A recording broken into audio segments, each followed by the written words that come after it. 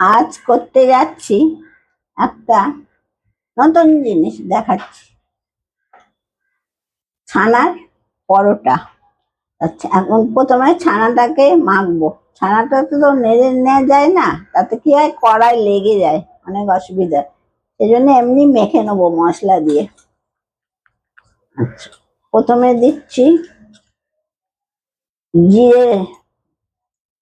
জিরে দিলাম এক চামচে।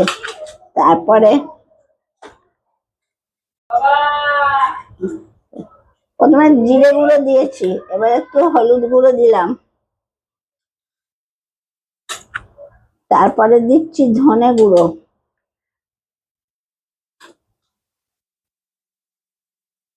এরপরে দেবো লঙ্কা গুঁড়ো, দিচ্ছি একটু, একটু বেশি দিই না, পরোটা একটু ঝাল খায়।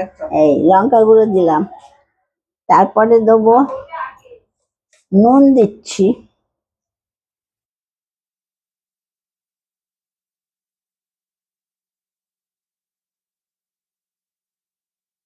নুন দিলাম। তারপরে দিলাম আমার মেয়ের পছন্দের জিনিস, চিনি। এইটা আমার মেয়ে বলছে, কবে থেকে বলছে একটু করবে করবে ছানার পরোটা, তাই আজ হচ্ছে। খা বাবা। চিনি দিলাম, দেখ বেশি করে চিনি দিয়েছি। সব শেষে দেব আদা বাটা। এই আদা বাটা, এবার এগুলোকে মাখবো। সব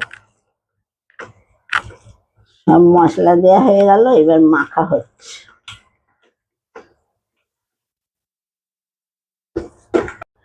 আটা মাখা হয়ে গেছে, আমরা তো আটা দিয়েই করি বেশি। মাখা হয়ে গেছে, এবার পুরটা ভরবো।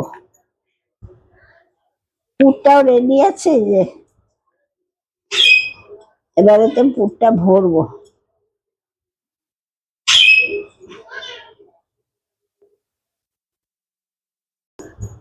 এই যে পুরটা ভরবো, একটু বড় করে নিচ্ছি।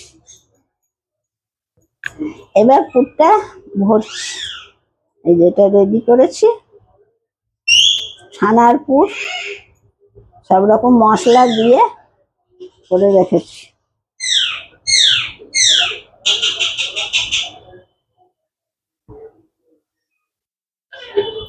বেলা হয়ে গেল, এবার ভাজা হবে।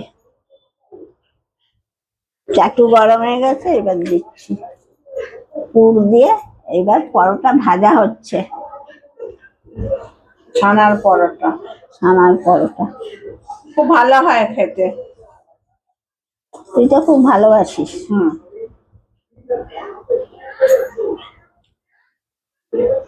বাড়ির তৈরি ছানা দিয়ে পরোটা খেতে খুবই ভালো লাগে। হ্যাঁ, আমরা যা করি বাড়িতেই ছানাটা করে নি। রসগোল্লা করি, সন্দেশ করি, সবেতেই করে নি।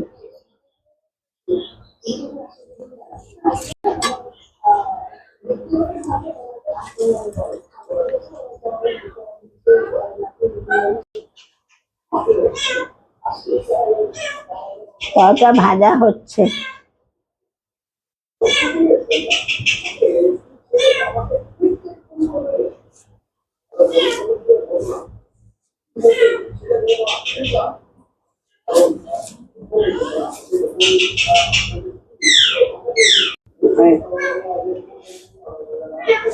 এইভাবে চেপে চেপে ভাজতে হবে।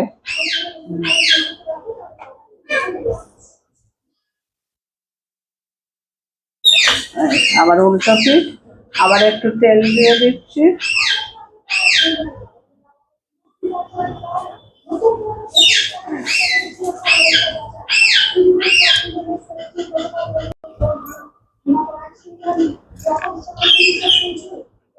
একটা ভাজা হয়ে গেল,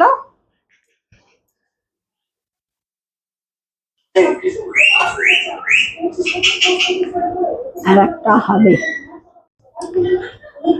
এই এবার আর একটা দিচ্ছি। হ্যাঁ,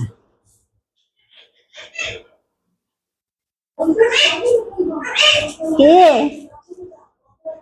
ছবি ছবি কে?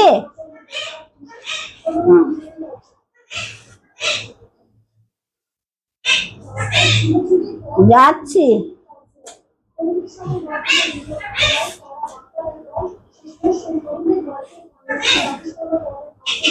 একটু এইভাবে চেপে চেপে ভাজলে বেশ মচমচে হয় খেতে। অপরটা মচমচে থাকে আর ভেতরে ছানার এটা ভাল লাগে খুব খেতে।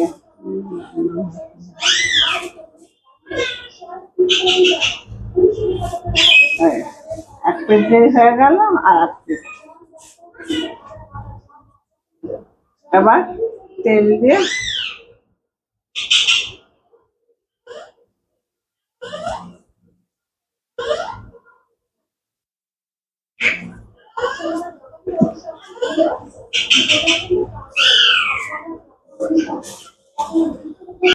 হয়ে গেল আমাদের ছানার পরোটা। এই যে হয়ে গেছে, রেডি। এই যে